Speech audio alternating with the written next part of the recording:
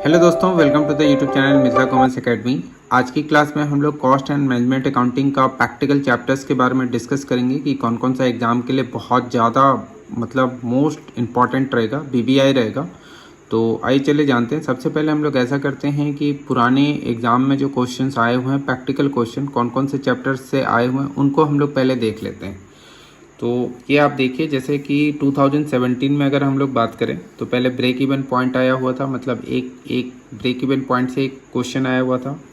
Liquidity ratio से question आया हुआ था, मतलब रेशियो एनालिसिस का ही क्वेश्चन था, लेकिन लिक्विडिटी रेशियो से क्वेश्चन आया हुआ था जिसमें कि करंट रेशियो और क्विक रेशियो के बारे में पूछा था। रिकॉन्सिलेशन ऑफ कॉस्ट शीट एक चैप्टर है जिसके ऊपर एक और भी चैप्टर है, रिकॉन्सिलेशन है, यानी कि फाइनेंशियल स्टेटमेंट के साथ उसका रिकॉन्सिलेशन करते हैं, प्रॉफिट में क्यों अंतर आता है वो वाला।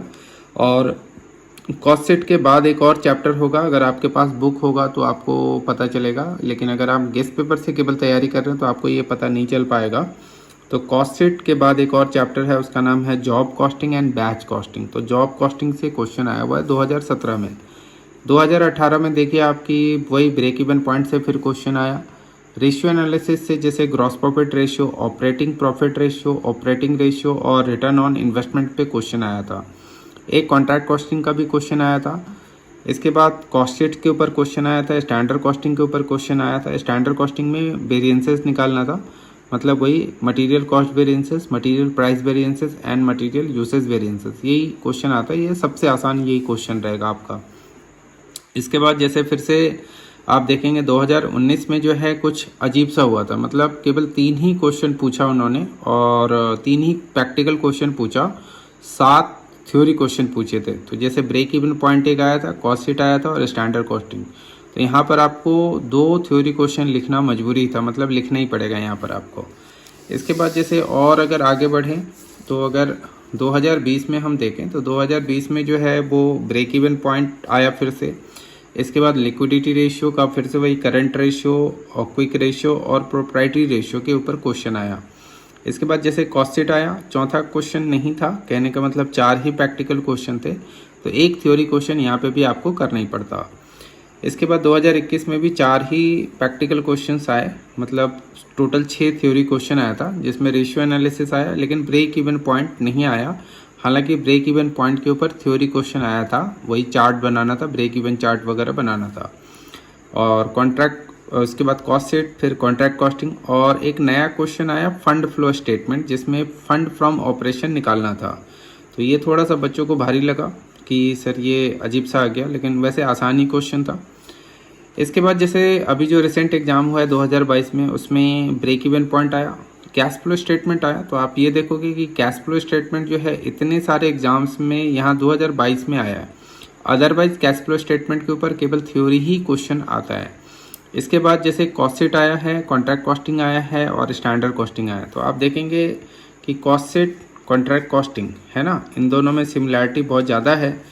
तो और एक स्टैंडर्ड कॉस्टिंग में वही फिर से material price variances, material usage variances और मटेरियल कॉस्ट वेरिएंसेस क्या होता है, कैसे निकलता है, इसके ऊपर एक क्वेश्चन आया था।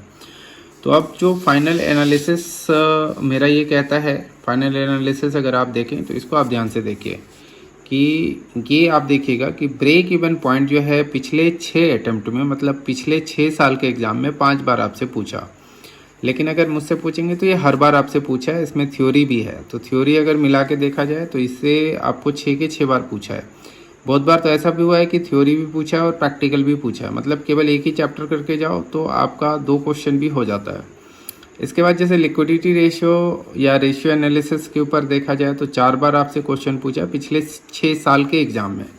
मतलब मैंने क्या किया है कि यहाँ पर 2017, 18, 19 लिया, फिर 2020, 21, 22 लिया, तो 6 साल हो गए। 6 सालों में मैं आपको एनालिसिस दिखा रहा हूँ कि इस तरीके से उन्होंने चैप्टर्स को पूछा। और अगर कॉस्ट शीट की बात करें, जॉब कॉस्टिंग और रिकॉन्सिलेशंस को कुल मिलाकर अगर आप देखें तो पिछले 6 साल में 6 बार पूछा है इन्होंने, कुछ अलग अलग तरीके के, मतलब हर बार कॉस्ट शीट से क्वेश्चन आया ही है। जॉब एंड बैच कॉस्टिंग को भी मिलाया है उन्होंने। तो एक बार तो 2 क्वेश्चन आया था, मतलब जैसे कि अगर कॉस्ट शीट का अगर क्वेश्चन एक अटैम्प्ट ऐसा था जिसमें 2 बार आया था, तो इसीलिए +1 लिखा हुआ है। यहाँ पर आप देखेंगे क्या कि जैसे रिकॉन्सिलेशन ऑफ कॉस्ट शीट, तो ये भी तो कॉस्ट शीट का ही क्वेश्चन है, और जॉब कॉस्ट शीट आया था, तो इसीलिए मैंने लिखा है 6+1 लिखा है, और थ्योरी तो आते ही रहता है। इसके अलावा स्टैंडर्ड कॉस्टिंग का जो क्वेश्चन है जिसमें कि कॉस्ट वेरिएंसेस प्राइस वेरिएंसेस निकालना है, वो 6 में 4 बार आया हुआ है, और कॉन्ट्रैक्ट कॉस्टिंग जो है वो 6 में 3 बार आया हुआ है। तो अब मेरा यहाँ पर ये कहना है कि कुल मिला जुला कर अगर आप ये 5 चैप्टर कर लेते हैं बहुत अच्छे से, तो आपके 4 क्वेश्चन होने ही होने, मतलब 4 या 3 क्वेश्चन तो फिक्स ही है। 4 भी हो जाएंगे, 5 भी हो सकते हैं, लेकिन 3 क्वेश्चन तो मान के चले हो जाएगा, और 2 थ्योरी क्वेश्चन तो आप लिख ही सकते हैं नॉर्मल ही। मतलब अगर 7 थ्योरी क्वेश्चन आता है तो उसमें कोई तो 2 क्वेश्चन आपको आएगा ही आएगा। मैंने पहले भी आपको थ्योरी कौन कौन सा इंपॉर्टेंट है ये टेलीग्राम चैनल पे पोस्ट किया हुआ है, तो वो आ ही जाएगा। तो ये एक एनालिसिस था ताकि आपका काम थोड़ा सा आसान हो जाए।